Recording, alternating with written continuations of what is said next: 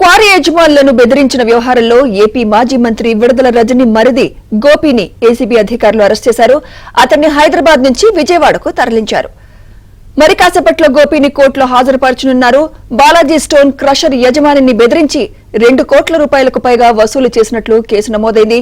ఇదే కేసులో విడుదల రజని కూడా నిందితురాలుగా ఉన్నారు.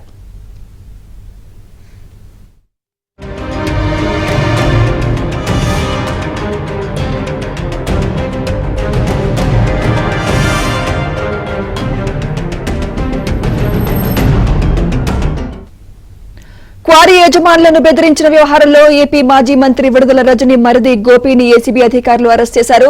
అతన్ని హైదరాబాద్ నుంచి విజయవాడకు తరలించారు. మరి కాసేపట్లో గోపిని కోర్టులో హాజరుపరచనున్నారు.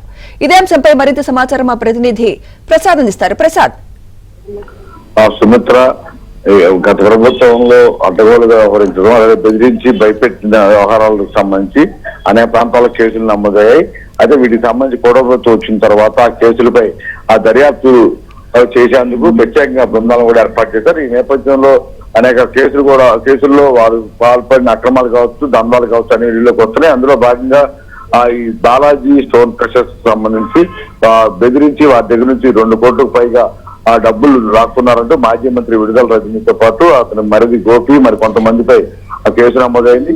అయితే ఈ కేసులో అప్పుడు మొత్తం చక్రం చెప్పిన ఐపీఎస్ అధికారి జాషువా ఇచ్చిన వాంగ్మూలం ఆధారంగా కేసు దర్యాప్తును మరింత ముమ్మరం చేశారు. ఈ రోజు ఉదయం ఆ విడుదల రజని మరిది ఆ గోపిని హైదరాబాద్ లో అదుపులో తీసుకొని విజయవాడ తీసుకొచ్చారు. మధ్యాహ్నం కూడా రాష్ట్ర ప్రదేశంలో ఉంచి అతను వివిధ కోణాల్లో విచారించారు.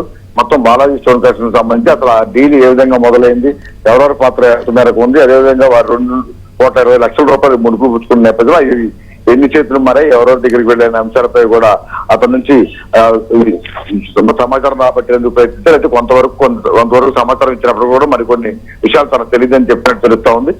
దీంతో అతని నుంచి పూర్తిగా స్టేట్మెంట్ తీసుకోవడంతో పాటు అవి సేకరించిన ఆధారాలు కూడా ఎదురుపెట్టి మరీ ప్రశ్నించడం తెలుస్తా ఉంది.